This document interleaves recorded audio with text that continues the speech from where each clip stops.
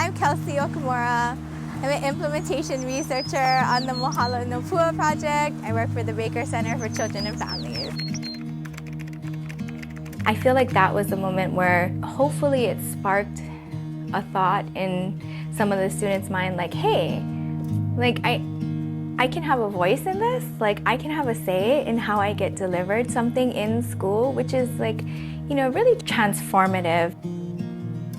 It was more so the calling when we were invited to this community by Auntie Gail and Kumu, where they saw on the news our work that we were doing to develop Ho'oponopono on Hawaiʻi Island.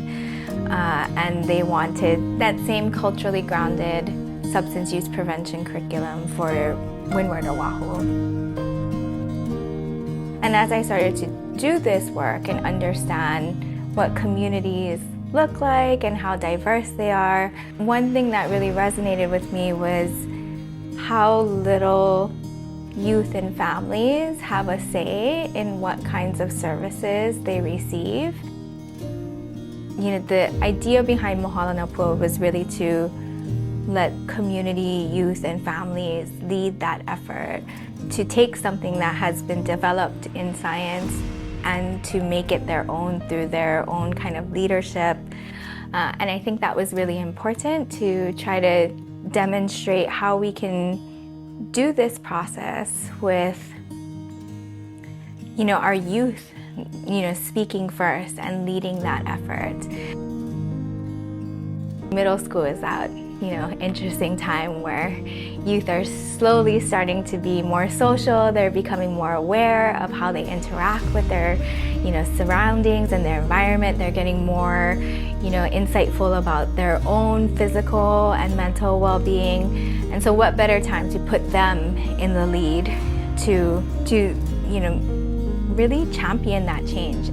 It's a model full of intention, and it allows for flexibility, which makes it a lot more sustainable over time. It's not reliant on, you know, a researcher coming in and doing these things. Like, it's reliant on scientific method, but those methods have been around for quite some time.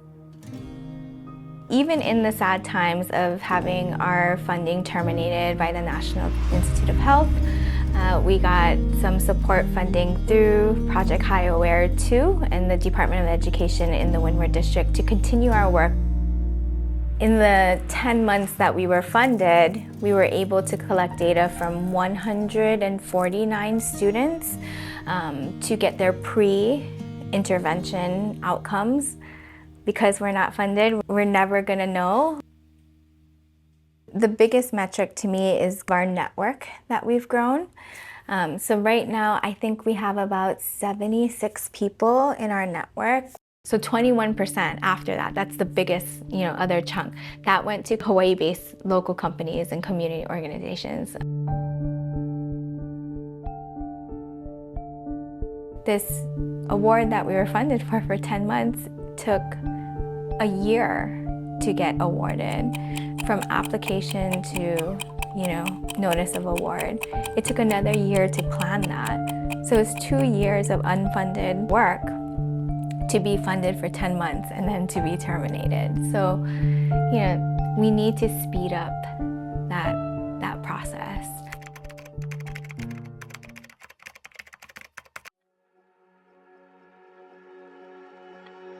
I think the headline would be, "The kids have fully taken over," or something like that. And given the right tools, given the power to, and given the right adult support, I feel like our keiki have far more creative and innovative and practical solutions to a lot of the issues that we're facing.